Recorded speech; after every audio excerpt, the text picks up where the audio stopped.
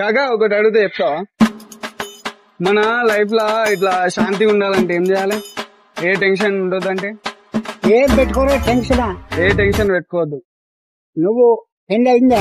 పెళ్లి కాలేదే ఇంకా. మరి ఇప్పుడు ఆ టెన్షన్ పడేదేమో నీకు. ఇంట్లో ఊకే పనికో పెళ్లి చేసుకో అది అని అంటారు, అందుకని అడుగుతున్నా. ఎన్ని సంవత్సరాలు ఉంటావు? ఇప్పుడు నేను 25 ఉన్నానే, పనికి పోతున్నా, పని ఉంది, కానీ పెళ్లి చేసుకో అని అంటారు. ఇప్పుడే ఎందుకు పెళ్లి అని నేను.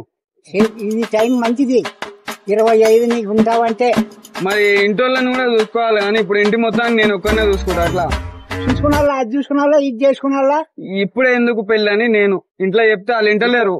ఇంకా చెప్పరు, వినరు కదా. నువ్వు ఏదైనా పక్కదాన్ని చూసుకుంటువి, నాడే బాయ్ కదా. అచ్చా అట్లానా?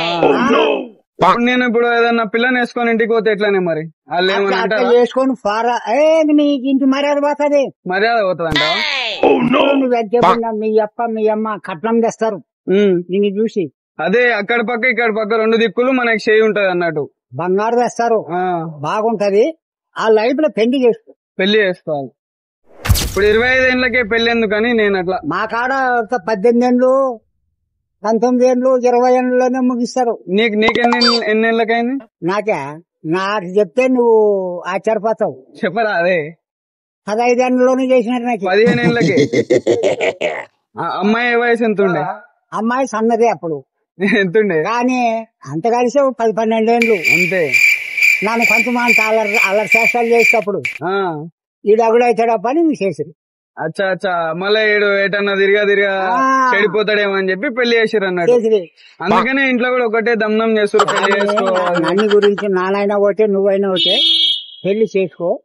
బంగారం వస్తుంది నీకు, ఇంటికి మర్యాద ఉంటది, డబ్బులు వస్తుంది, బాగుంటది. డబ్బులు కావాలి అవన్నీ ఆలోచించేది ఎందుకు? ఎదరా పైసలు లేని గరీబ్ దాన్ని చేసుకుంటే మంచిది కదా. అంటే వాళ్ళు ఇస్తారు కదా. గరీబ్ వాళ్ళ దగ్గర ఏడుంటాయి. ఇప్పుడు మనం పోయాలా? ఇప్పుడు చిన్నింటి అమ్మాయిని చేసుకున్నాం అనుకో, మంచిది కదా అని. అవి బాగుంటదంటే అమ్మ తోటి ఇస్తలేదు. నువ్వేం చదివినావు? నేనా ఇప్పుడు 45,000 వస్తాయి జాబ్. నేను జాబ్ చేస్తాను. నీకు బంగారు లెక్క 2 లక్షలు 1,000 పొలాలు బంగారు. రోడ్డు మీద ఎందుకు ఇస్తారా? ఖచ్చితం నాన్న చెప్పిన మాటకి. మరి నీ అదృష్టం చేత తెగిపోవచ్చు. టౌన్ ఇది, మా పల్లెల్లోనే ఇస్తారు. ఇప్పుడు నవ్వు వస్తలేదు నాకు. ఇంత ఏం చేసినా నవ్వు వస్తలేదు ఈ మధ్యలో ఎందుకో. చూపించుకో, డాక్టర్ చూపించుకోవాలంటావా? ఇంత ఏం చేసినా అసలు నవ్వు వస్తలేదు. నవ్వు వస్తుందంటే మంచిది. ఏదో టెన్షన్ పడి అది అన్ని ఒకటి వస్తాయి నాయన. నువ్వు అది చూపించుకొని పెళ్లి చేసుకోవాలంటావు తప్పకుండా. ఇప్పుడు ప్రపంచంలో ఎక్కడ కదంటే హైదరాబాద్లో ఇప్పుడు నీదో ఊరు నాదో ఊరు, ఇద్దరు ఒకే స్కూల్లోన అమ్మాయి అబ్బాయి చదువుతారు. అవును.